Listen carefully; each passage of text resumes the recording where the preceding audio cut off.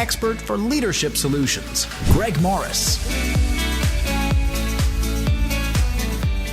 Please welcome on stage an expert.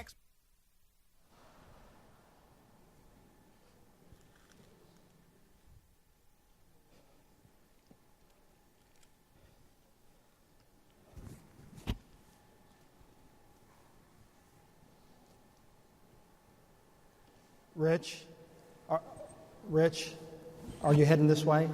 Okay. While he does his job, I need for you to all to stand up. It's lunch. I should have renegotiated my contract, to speak after lunch. About this time, you're all getting ready to nap and drift off. So stretch, do whatever you do, and we'll let Rich pass the handouts out so that you can follow along.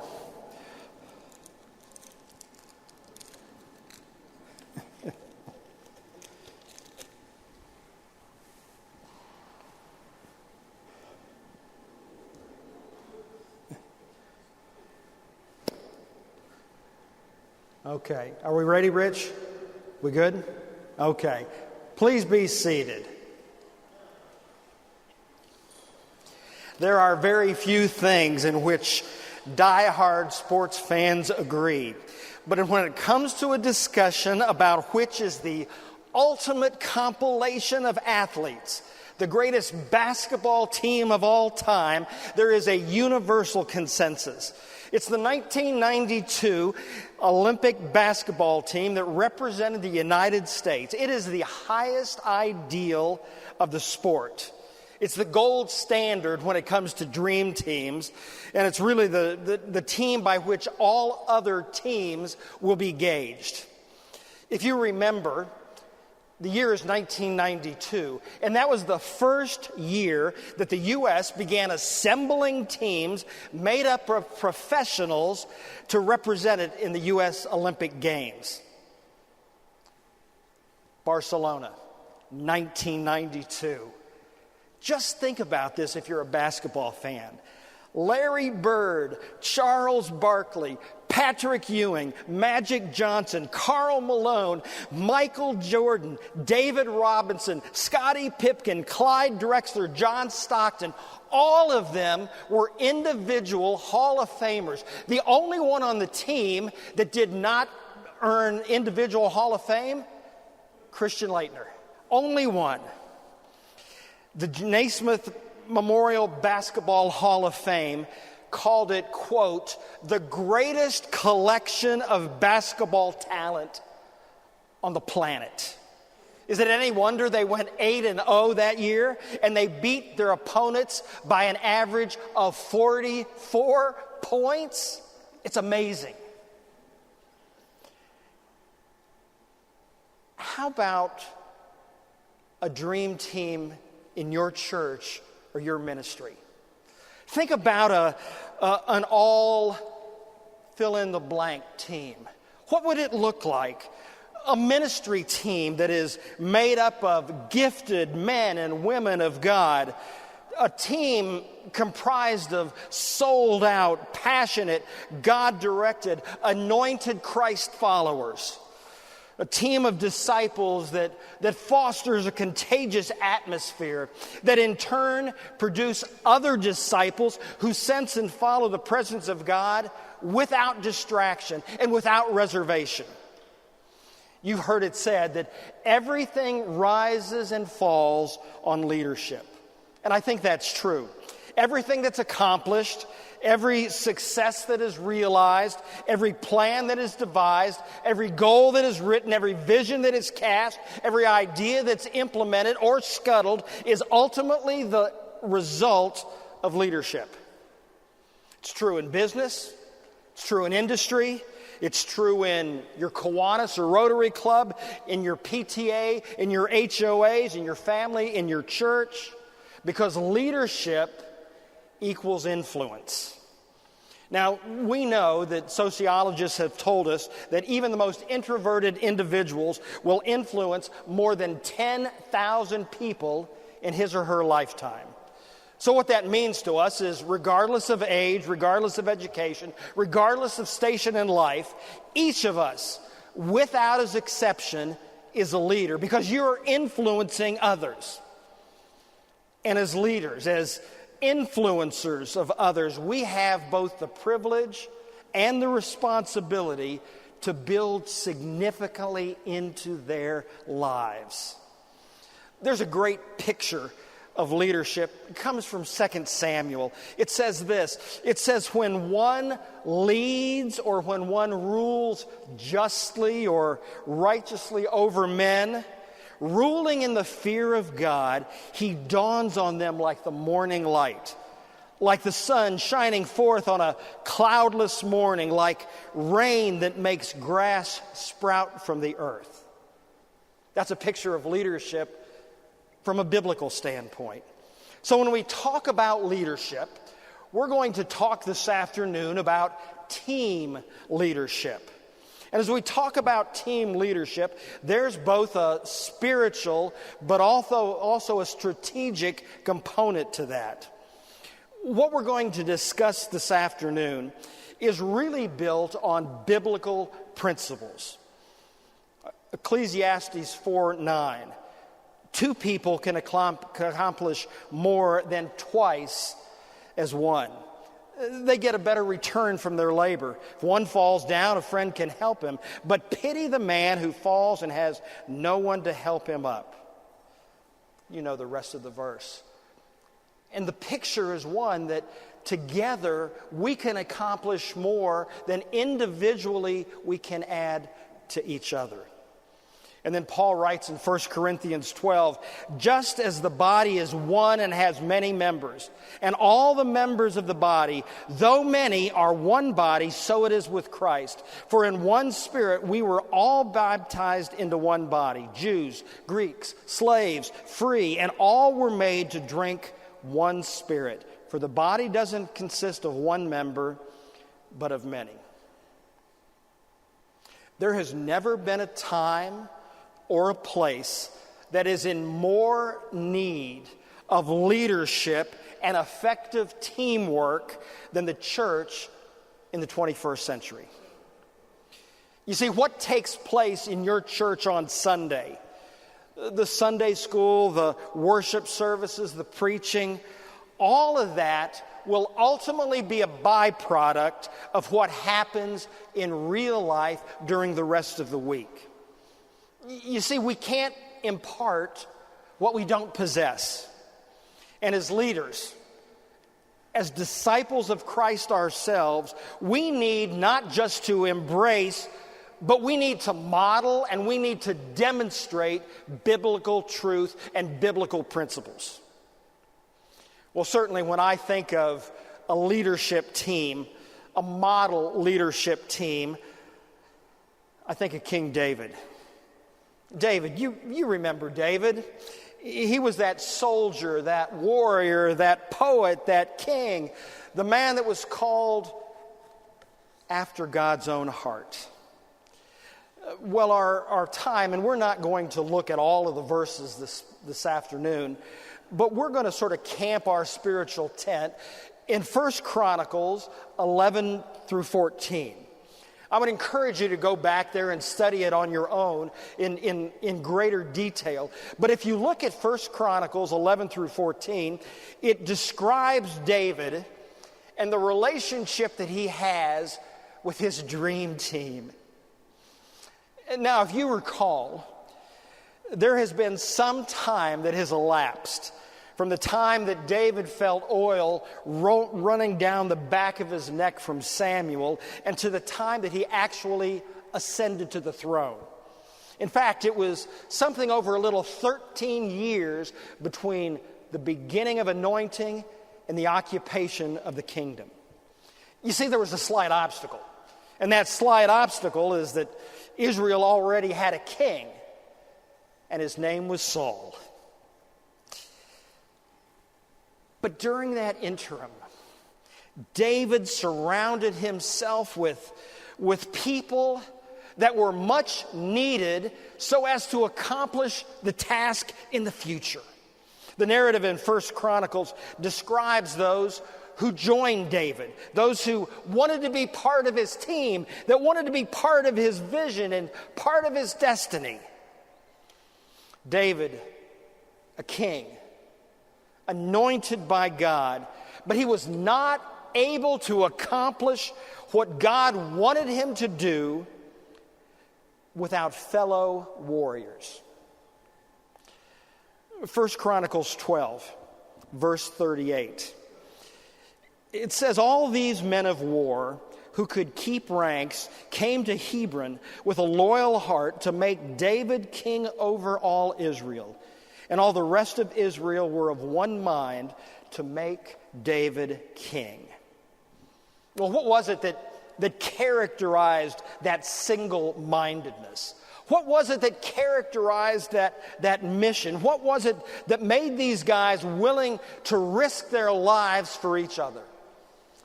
We're going to look this afternoon at 10 different components, observations, traits that characterize this team. Now, they're not in any particular order, so don't think that they're significant in that. But what is important, that as you look at your team and you build your team, the question is my team reflecting these same traits and observations? Are we demonstrating this in how we minister to our church, our family, our community? So what are the observations? Number one, these guys were partners. Partners. This team that was David's mighty men, it was made up long before David ever became king. When David was sleeping in the woods, when he was fearing the wrath of Saul, when he was hiding in a cold, damp cave, these men were right there with him. These weren't just acquaintances.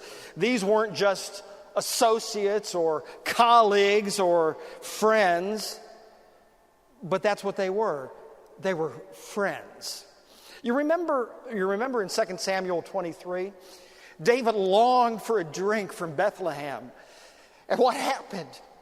3 of the guys risked their own lives and safety to go back to Bethlehem to bring David a cup of water. Employees don't do that. Friends do. And they were friends. They demonstrated that kind of concern for each other that was commonplace with themselves. They trusted each other. They were willing to let others, they were trusted others to watch their back. They were together as partners, not in a spirit of competition, but in a spirit of cooperation. They were fighting a common opponent, and so that brought them together as partners. You see, they could see their common destiny long before they would experience success. Long before David ever occupied the palace, they were together.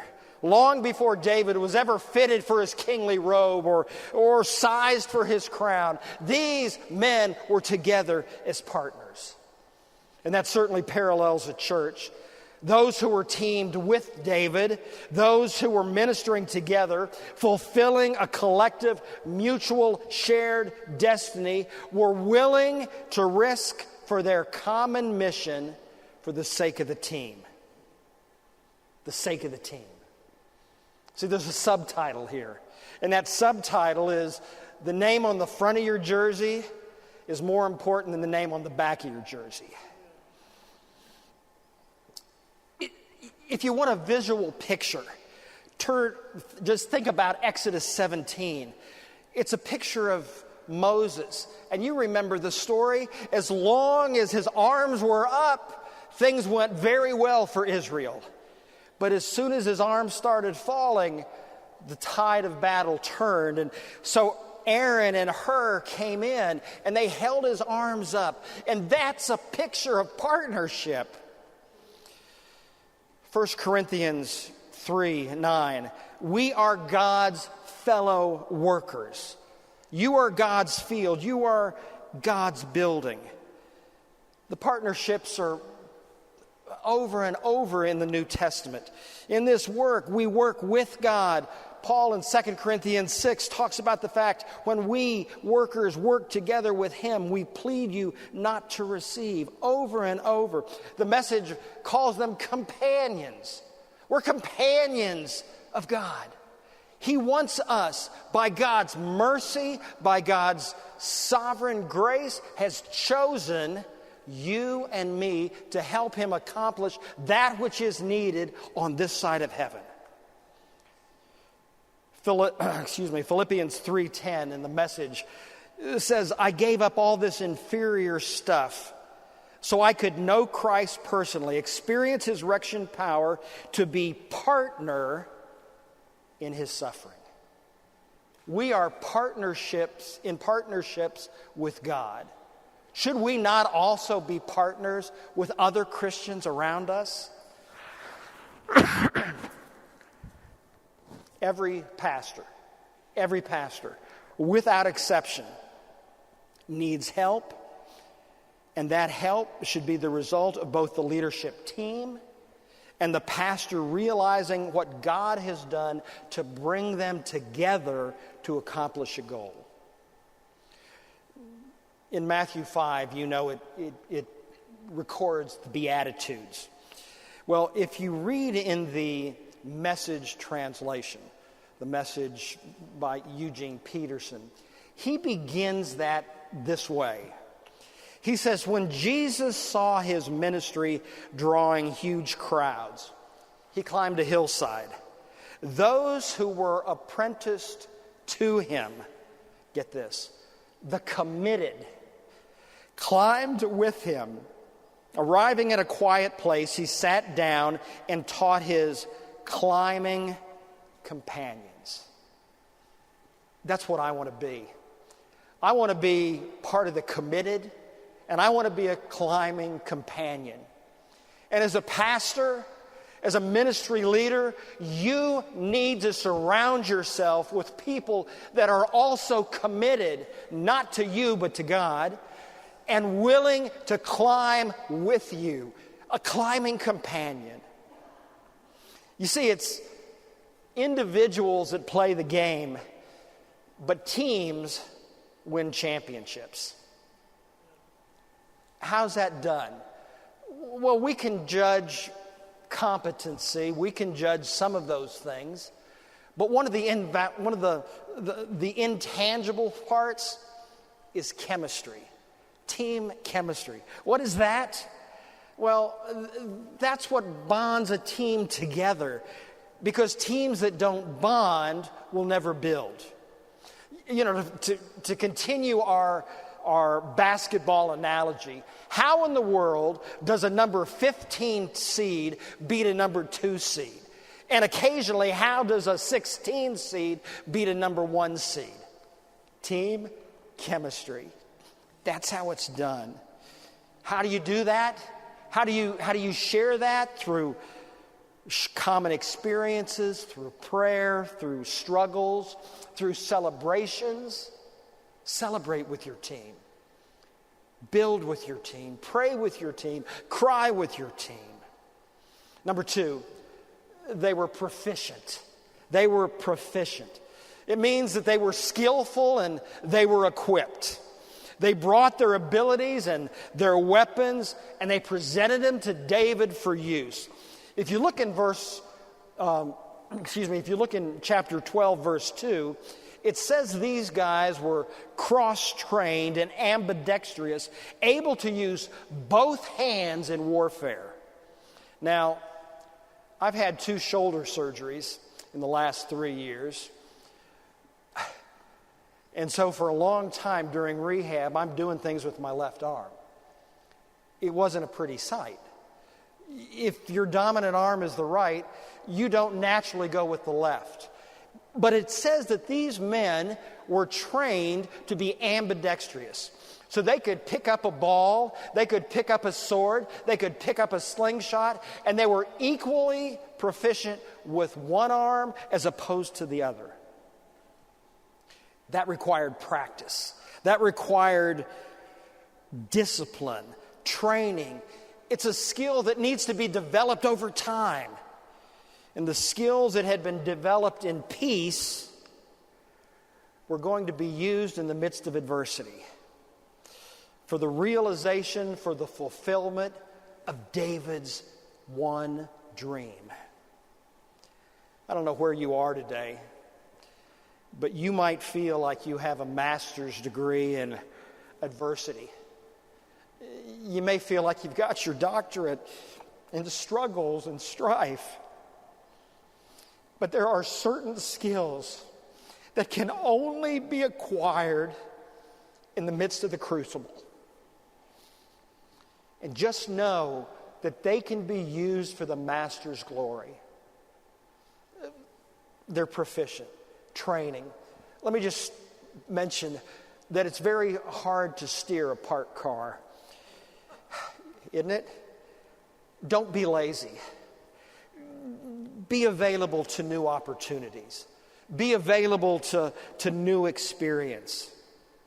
Number 3, these men were prepared. It's in shape. It's different from being proficient.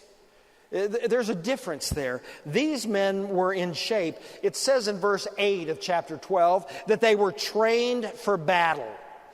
It means that they were seasoned, eager fighters. They were experienced warriors. They continually honed their craft, ever learning how to better use instruments of battle so as to be more competitive on the battlefield. You've heard about the teacher that came and sat before her principal under an evaluation setting, and she said, "I've got 13 years of experience." And the principal said, No, you've got 1 year of experience 13 times. You need to prepare. You need to prepare. Earl Nightingale said that if you spend 1 hour a day for 5 years on any given subject, you will become an expert in that field. And as long as we're on this side of heaven, your ministry tools need to continually be developed and sharpened and honed and improvised. John F. Kennedy said that leadership and learning are indispensable to each other. You see, spiritually speaking, you will never arrive. Don't allow yourself to become stagnant. You need to be in tip-top shape. You need to exercise mental, intellectual, spiritual muscles. And those skills that have been developed in adversity are in preparation for the fulfillment of the vision. Now, let me just pause here for just a second. There is sometimes a tendency to think that we have spiritually arrived. And I know, guys, because I do a lot of church consulting and church speaking and used to be a denominational guy, there are some of you that may not have had an original thought in 20 years. Okay, do you know those people? We need to continue to stretch ourselves. Just because you've gotten your degree, that's not a terminal degree. You can keep learning. You can keep adding to your reservoir of knowledge. These men were proficient. They were prepared. They were also men of peace. Men of peace. It says in chapter 12, verse 18, it says they had come with shalom to help David. Their hearts beat with peace. Yeah, they were ready for battle, but at their heart, they were peaceful men. They were loyal. They identified with David's cause, and that put them at ease. And so they didn't have any hidden agenda. They weren't willing to betray or deceive or manipulate David in any way. And see, ultimately, David was a man of peace. Remember, he had the opportunity to kill Saul, but he didn't. And what we need to do is surround ourselves with men and women of peace and purity. There are some guys that think that pugilism is a spiritual gift. You know, I oftentimes describe myself, people ask me theologically, where do you stand? I said, you know, I'm Reformed, but I'm not mad at anybody about it. Some of the guys come across, and you know, theologically very conservative, but they're going to fight you for it. David surrounded himself with men of peace. Not griping, complaining, grumpy old men, but neither were they wimps, but they were men of peace. Number 5, they were men of passionate spirituality. Passionate spirituality. They walked by faith. Verse 18 says, when the Spirit came upon Amasai, God's Spirit took one of them under control. Now remember, this is in the Old Testament, before the coming of the Holy Spirit. But it talks about the fact that these were men of passionate spirituality. You see, it takes a man of God to listen to the voice of God, to be moved by the power of God. They were clear about their reasons for being on this team. And they committed themselves without reservation, and they recognized God's place in their lives. Let me tell you, there is no substitute for your personal walk with Christ. And that needs to be developed every single day. Let me be very candid with you. At this point in my life, I've pastored, been a denominational guy, done all kinds of stuff. In many ways, one of the hardest things for me right now is to keep that freshness with my walk with Christ. You know, you can rest on your laurels. Oh, I've preached that before. This is what it means. But is it fresh this morning? Is it fresh this morning? I encourage you to be a follower of Jesus Christ daily. Number 6, they were focused. They were focused. The great theologian Yogi Berra said, if you don't know where you're going, when you get there, you'll be lost. Well, let me say, these guys knew exactly where they were going and why they were going. It says in verse 38 that they had a singleness of purpose. One mind to make David king. One mind. One heart, one mind, one mission. See, apparently they weren't Baptist. When has a group of Baptists ever had a singleness of mind? What are these guys, though? One single mind. They weren't focused on individual agendas, personal plans, singularly aligned with God's plan.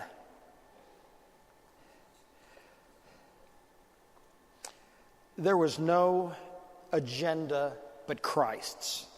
They were committed to excellence, not to mediocrity, but to excellence.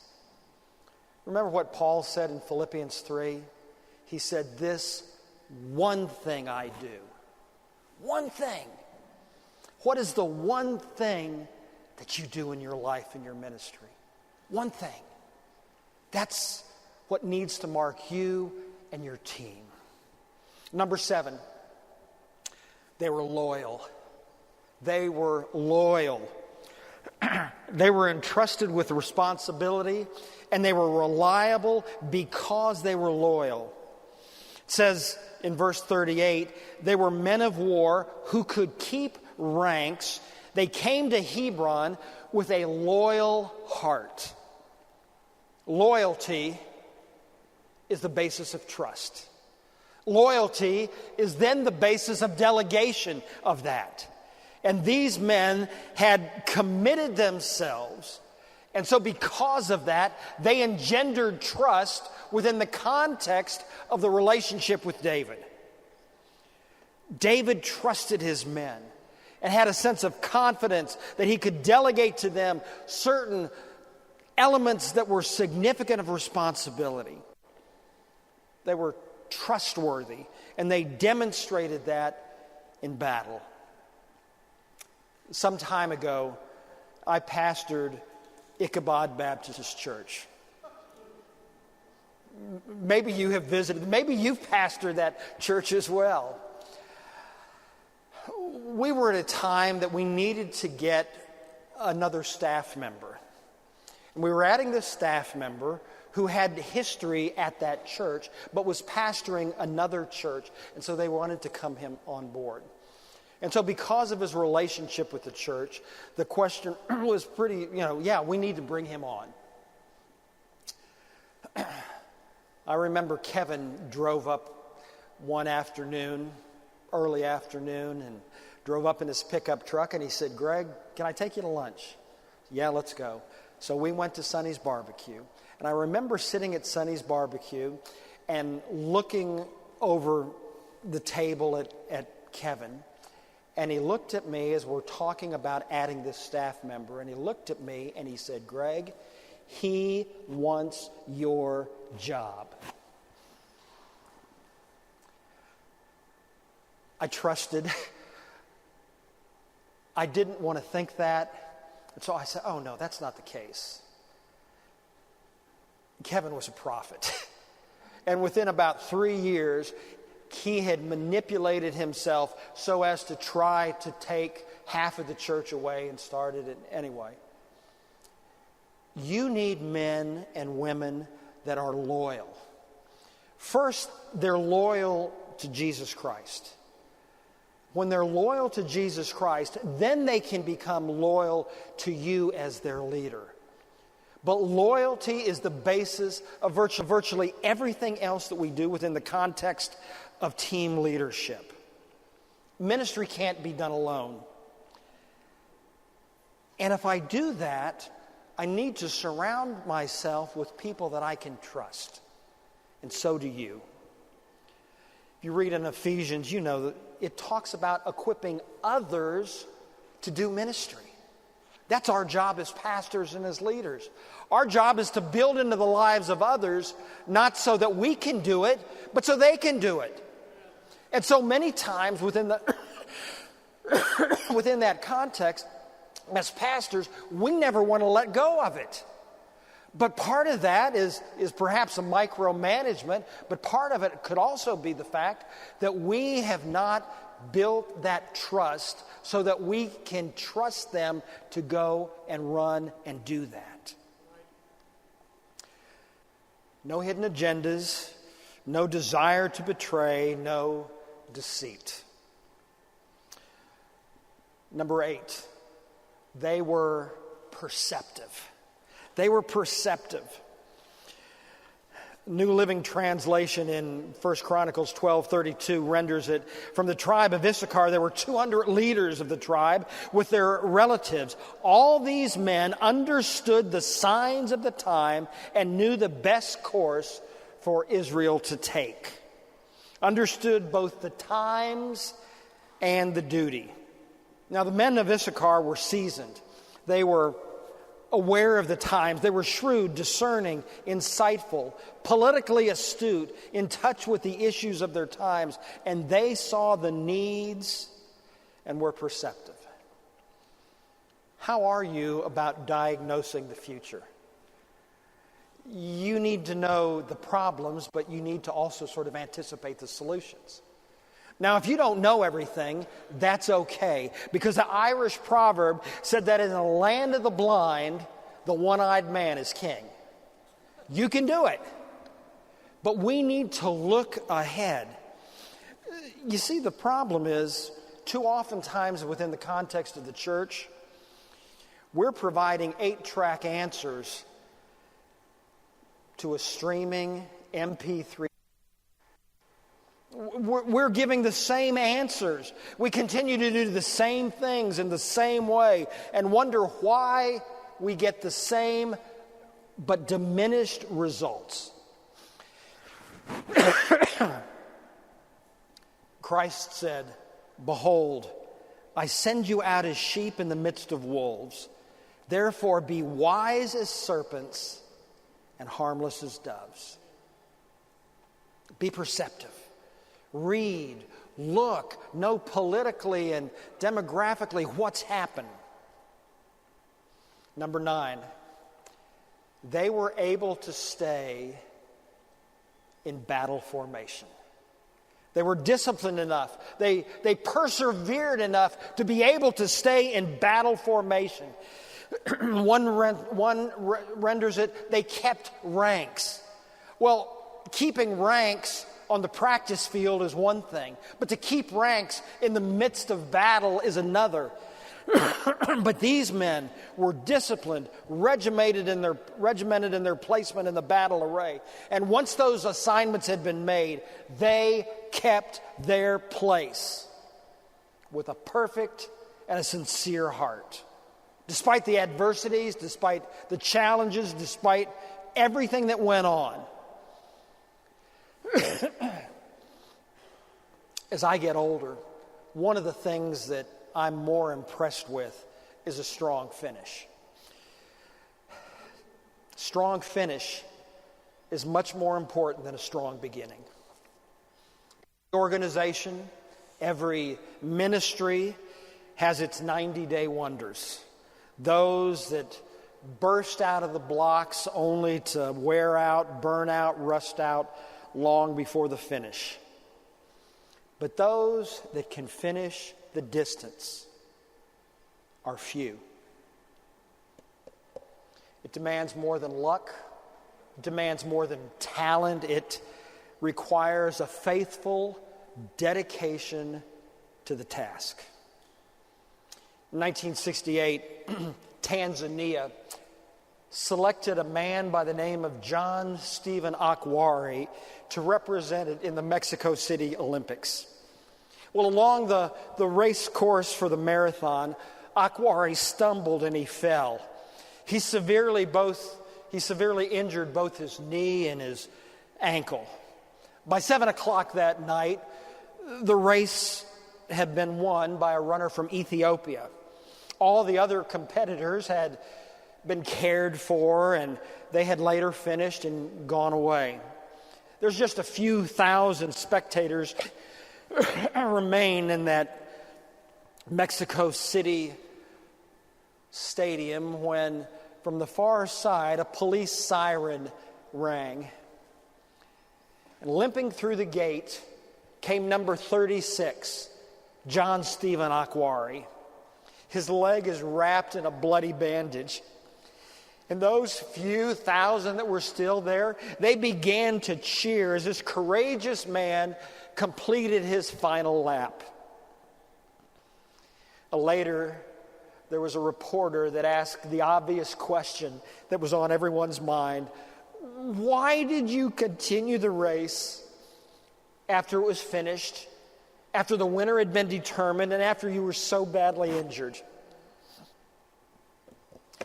He replied, "My country did not send me 7,000 miles to begin a race, but to finish a race." Finish a race. The writer of Hebrews says, "Let us run with perseverance the race that is set before us." That takes tenacity. And that is leadership over the long haul. Finally, number 10, they were servants. They were servants.